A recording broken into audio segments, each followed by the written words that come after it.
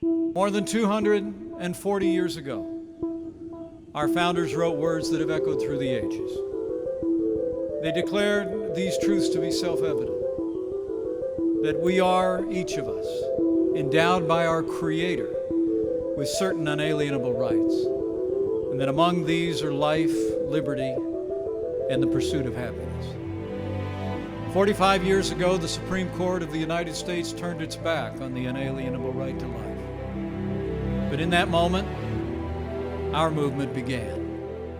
A movement that continues to win hearts and minds. A movement defined by generosity, compassion, and love.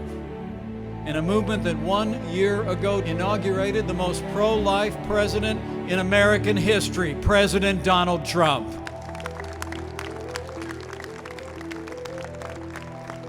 From preventing taxpayer dollars from funding abortion overseas to empowering states to respect life in Title X, nominating judges who will uphold our God-given liberties enshrined in the Constitution of the United States.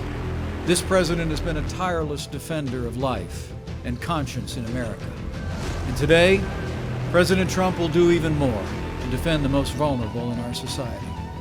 My friends, life is winning in America because love saves lives. And know as you march for life that your compassion, your persistence, your activism, and your prayers are saving lives. And this pro-life generation should never doubt. We are with you. This president stands with you.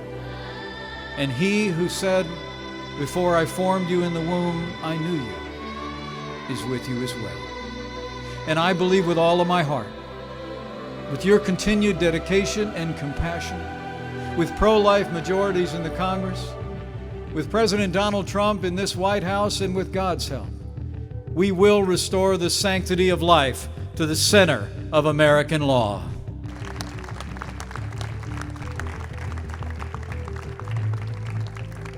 And so, with a grateful heart, on this 45th annual March for Life, it is now my high honor and distinct privilege to introduce to you the 45th President of the United States of America, President Donald Trump. Today, tens of thousands of families, students, and patriots, and really just great citizens gather here in our nation's capital. You come from many backgrounds, many places, but you all come for one beautiful cause: to build a society where life is celebrated, protected, and cherished. The March for Life is a movement born out of love. You love your families, you love your neighbors, you love our nation, and you love every child, born and unborn, because you believe that every life is sacred, that every child is a precious gift from God. We know that life is the greatest miracle of all. We see it in the eyes of every new mother who cradles that wonderful, innocent, and glorious newborn child in her loving arms. I want to thank every person here today and all across our country who works with such big hearts and tireless devotion to make sure that parents have the care and support they need to choose life. Because of you, tens of thousands of Americans have been born and reached their full God-given potential. Because of you, you're living witnesses of this year's March for Life theme. And that theme is Love Saves Lives. Under my administration, we will always defend the very first right in the Declaration of Independence, and that is the right to life.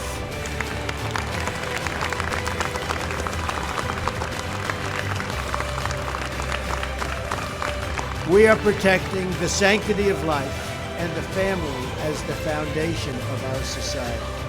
But this movement can only succeed with the heart and the soul and the prayer of the people.